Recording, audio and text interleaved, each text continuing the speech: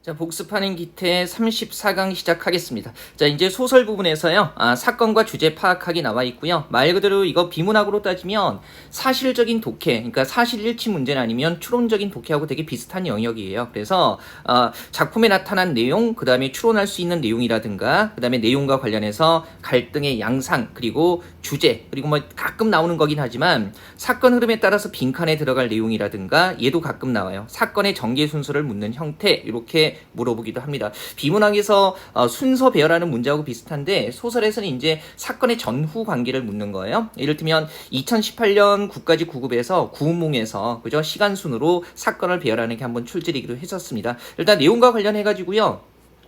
소설에서 갈등이라는 거 파악할 수 있어야 되는데, 그죠? 갈등이라는 건 말 그대로 대립하는 거 얘기하는 거고요. 크게 내적 갈등과 외적 갈등으로 나눌 수 있어요. 그래서 내적 갈등 같은 경우는 말 그대로 한 개인의 내면에서 일어나는 갈등 얘기하는 거죠. 뭐 김승옥의 무진기행 인용되어 있는 거 보시면 모든 것이 선입관 때문이었다라고 생각하면서도 한편으로는 그 생각을 자기 내면에서 아니라고 부정하고 있어요. 이런 것들이 내적 갈등이 되고요.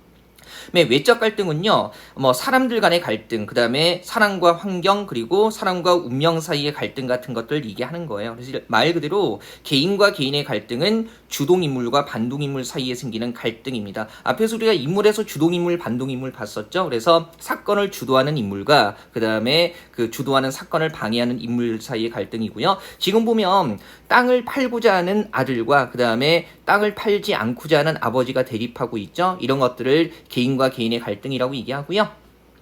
개인과 사회의 갈등 같은 경우에 뭐 개인의 소망과 의지 같은 것들을 여러 가지 사회 환경이 방해할 때 생기는 갈등이에요. 그래서 사랑송님과 어머니라는 이 소설 보면 아저씨에 대한 그죠? 어머니의 마음을 당대 이제 여자의 그 개가를 부정적으로 바라보는 이런 환경적인 요인 때문에 그런 어머니의 소망이라든가 의지 같은 게 좌절되고 있는 거죠. 이런 것들을 개인과 사회의 갈등이라고 얘기하는 거고요.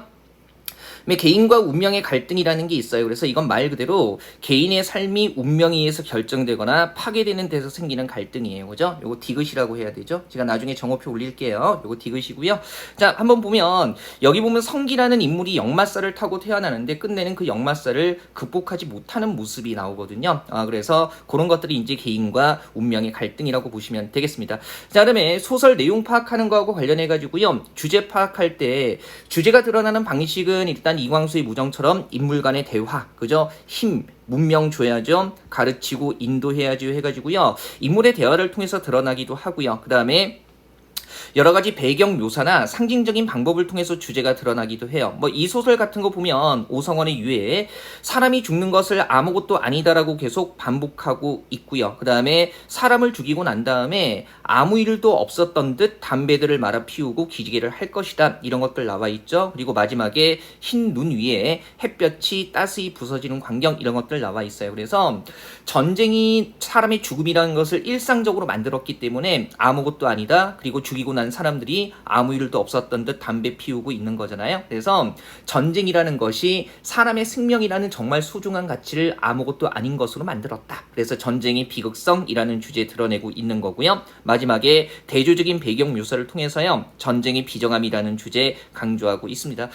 사건이나 주제 물어볼 때는요. 내용을 상당하게 다양하게 구성할 수 있기 때문에 선택지에서 언급한 요소 확인하고 작품 읽어나가면서 일치 여부 점검할 수 있어야겠습니다. 자, 한번 대표 기출문제 한번 보죠. 다음 글의 내용을 이해한 것 해가지고요. 이제 내용 파악하는 건데 이것도 많이 어렵지는 않아요. 선택지 5번 보면 주인공의 고독이 해소되고 있다고 얘기를 했는데 뭡니까? 같이 더 머물자고 하는 그 소망이 좌절되면서 끝내는 이생이 뭐예요? 그리움 때문에 병이 들어서 죽어버리잖아요. 그래서 주인공의 고독이 해소되고 있다고 얘기할 수는 없을 거고요. 그다음에 여기서는 우리가 부수적으로 봐야 되는 게 선택지 4번에 소설에 나타나는 이러한 비현실적인 요소 같은 것들을 오답 피하기 쪽에서 볼게요. 이런 거 뭐라고 해요? 정기성이라고 한다는 거, 이런 용어 정도는 점검해 두시면 좋겠습니다.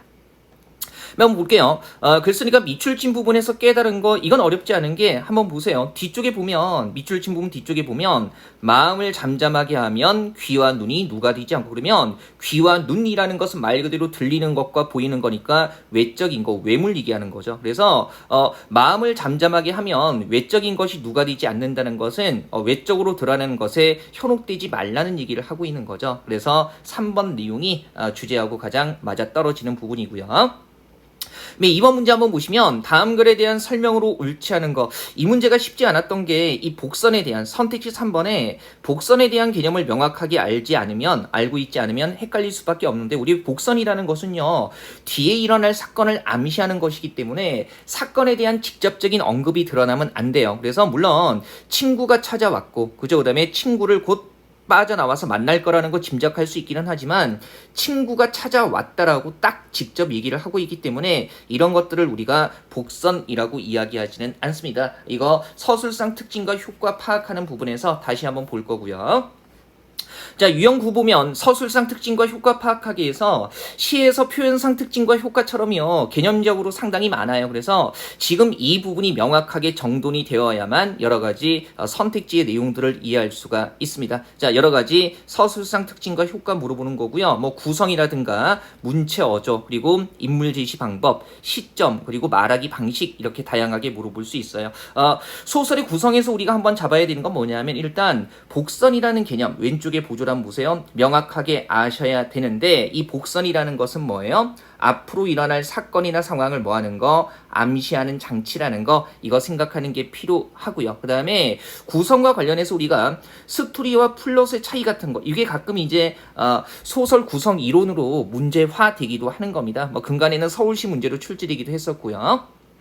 자, 한번 보시면 스토리라는 건 단순히 시간적 순서에 따라 진행되는 사건이고요. 플롯이라고 얘기하는 거, 우리가 구성이라고 얘기하는 것은 뭡니까? 예, 인과관계에 따른 사건의 서술을 우리가 구성이라고 이야기를 해요. 다른 말로 플롯이라고 얘기를 하고요. 그 다음에 구성 단계에서 결말과 관련된 내용 잠깐 보시면 크게 결말은요. 역시 왼쪽에 보조란 보세요. 닫힌 결말과 열린 결말이라는 것이 있는데 이야기의 결말이 명확하게 제시되면 닫힌 결말이고요. 그 다음에 결말을 명확하게 제시하지 않는 것을 열린 결말이라고 해요. 뒤에 되게 궁금해하게 된다는 점에서 여운을 생성하고 독자의 상상력을 자극한다는 효과가 있습니다. 그죠? 그 다음에 구성의 유형에서 피카레스크식 구성이나 옴니버스식 구성은 가볍게 확인하셔야 돼요. 둘 다 이야기가 여러 개인데 피카레스크식 구성 같은 경우는 인물이나 아니면 주제로 묶을 수 있는 거고요. 그죠? 포켓 몬스터 제가 얘기했었죠. 그 다음에 옴니버스식 구성 같은 경우는 단순히 여러 이야기를 하나로 묶어놓은 것 정도로 이해할 수 있을 겁니다. 그죠? 그 다음에 사건의 진행 방식 한번 보시면 여기서 우리가 이제 입체적인 구성이라는 용어는 가볍게 보셔야 되는데요. 말 그대로 사건이 왔다 갔다 하는 거예요. 근데 요즘에 선택지로 나올 때는 입체적 구성보다는 이를테면 오른쪽 보조단 보세요. 과거와 현재가 교차된다거나 아니면 등장인물의 회상에 의해서 사건의 의미가 드러난다라든가 아니면 이제 사건의 발생 시점, 즉 과거에 일어난 사건을 지금 서술하는 거, 서술 시점이 달라지는 거죠. 이런 식으로 표현이 됩니다. 액자식 구성 같은 경우는 큰 이야기 틀 속에 또 하나의 작은 이야기가 들어가 있는 거죠. 물론 이제 구운몽 같은 꿈과 현실을 왔다 갔다 하는 환문 구조의 소설도요. 전체 꿈이라는 틀 속에 현실에서 펼쳐지는 이야기가 하나의 독립적인 사건으로 삽입돼 있다는 점에서 액자식 구성으로 볼 수도 있는 거예요. 그 다음에 4번에 보면요. 문체와 어조라는 개념이 나와 있는데 얘는 복잡하게 생각하지 마시고요. 작품의 어떤 내용이 전달하는 분위기라고 생각하시면 돼요. 작품의 내용이 전달하는 분위기 같은 것들을 우리가 문체 어조라고 한다라고 생각하시면 되고요.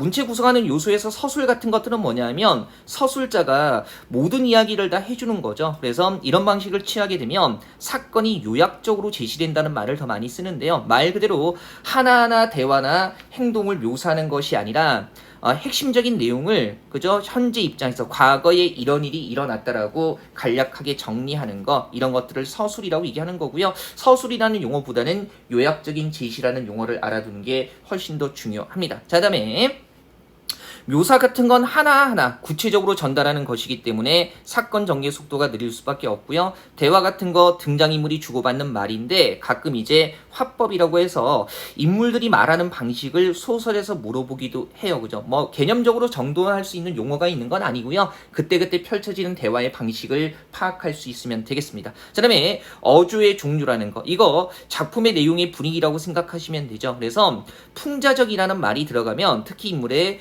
부정적인 면을 희화하고 비웃을 때 풍자적이라는 말을 쓰는 거고요. 그 다음에 해학적이라는 말은 말 그대로 어리석은 인물의 어리석은 행동에서 비롯되는 웃음, 그런 요소를 다룰 때 우리가 해학이라고 얘기를 해요. 이쪽 부분 중심으로 정리하시면 되고요.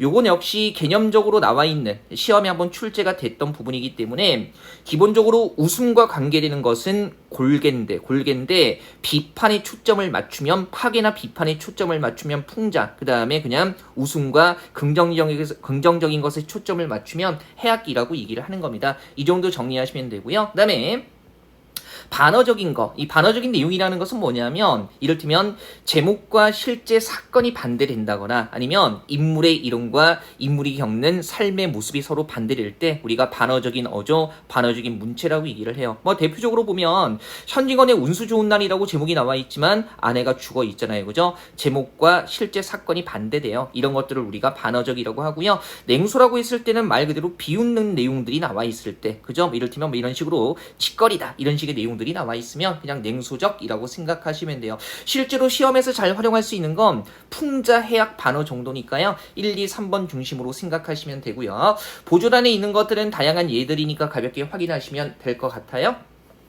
그 다음에 인물 제시 방법 한번 보면 이 용어는 잘 알아두셔야 되는데요. 일단 직접 제시와 간접 제시가 있고요. 직접 제시는 다른 말로 말하기 텔링, 간접 제시는 보여주기 쇼잉이라고 얘기를 하고요. 다른 용어로 표현되는 것들 아셔야 돼요. 그래서 직접 제시는 논평, 분석, 설명, 해설적 제시라고 해서 말 그대로 서술자가 인물의 심리와 특성을 직접적으로 설명하는 방식, 이런 것들을 직접 제시라고 이야기를 하는 겁니다. 지금 보면 민노인이라는 인물에 대해서 설렘이라든가, 그죠? 심리적인 부담, 뭐 그다음에 어색하다, 적막함 해가지고요. 직접 다 심리를 제시해주고 있죠. 이런 것들 직접 제시, 다른 말로 논평, 분석, 설명, 그다음에 해설적인 제시라고 얘기하는 거고요. 그다음에 간접 제시는 대화와 행동만 묘사하는 거예요. 그래서 이런 식으로 대화라든가 그다음에 표정 같은 거 묘사해서 인물의 심리를 제시하면 간접 제시라고 하죠. 간접 제시도 다른 말로 극적 제시, 장면적 제시라고 하는데요. 여기서